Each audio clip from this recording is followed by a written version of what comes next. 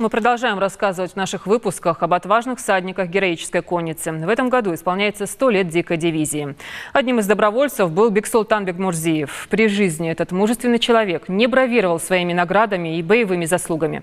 Но сейчас рассказать всю правду о своем предке могут его близкие. Сюжет Светланы Томовой. Бексултан Бекмурзиев родом из Насыркорта. Родился в 1897 году. В сентябре 1914 года 17-летним юношей он добровольно ушел на войну. Всадником в Ингушский конный полк дикой дивизии. Прошел всю Первую мировую войну. Дослужил до первого офицерского чина, прапорщика. За мужество и храбрость, проявленные в боях, был награжден Георгиевскими крестами 4 степеней. Родственники с гордостью рассказывают о Бексултане Бекмурзиеве. По их словам, он не любил рассказывать о войне и своих наградах. Когда была война, там он, конечно, имел награды. И это все знаете, что он имел награды. Честно, сын своей родины был он.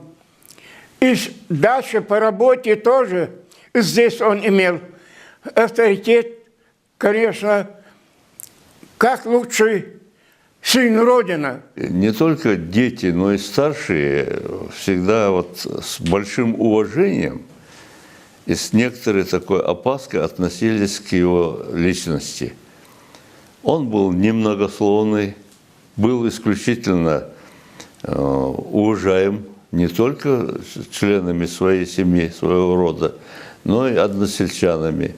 Потомки Бексултана Бекмурзиева знают о нем только по рассказам старших. По их словам, он с достоинством выполнял поставленные перед ним задачи и был на хорошем счету у командиров. Всем известен факт, когда всадники Ингушского полка неожиданно столкнулись с железной дивизией кайзера. 500 саблям кавказских воинов противостояло 3000 немецких штыков, пулеметы, тяжелая артиллерия. Не дожидаясь приказа, ингуши бросились в лобовую атаку. Немецкий солдат, участник боя, позднее вспомнит: «На нас надвигалась конная орда. Внешний вид наступавших был поистине страшен. Бритые наголо, с выкрашенными хной или охрой бородами, конники с дикой скоростью приближались к нашим окопам. При этом на запястье каждого вращалась шашка».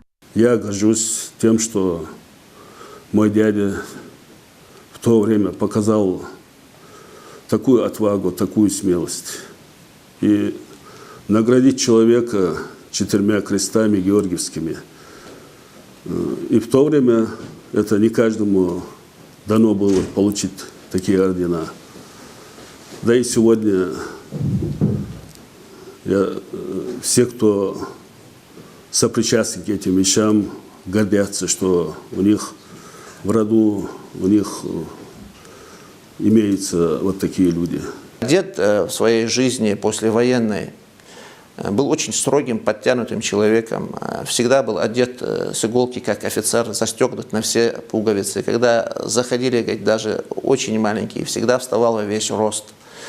Вот отпечаток этой военной службы, выправки этой, врезалось его в характер, в отношения с людьми. Это четкость, лаконичность, ответственность. Сын Кавказа, прославивший себя на полях сражений Первой мировой войны, Бексултан Бекмурзиев погиб в 1942 году вместе с сотнями ингушей. Его имя в ряду тех, кем сегодня гордится ингушский народ и воздает должное светлой памятью о них. Светлана Томова, Майырбек Миржоев. Новости 24.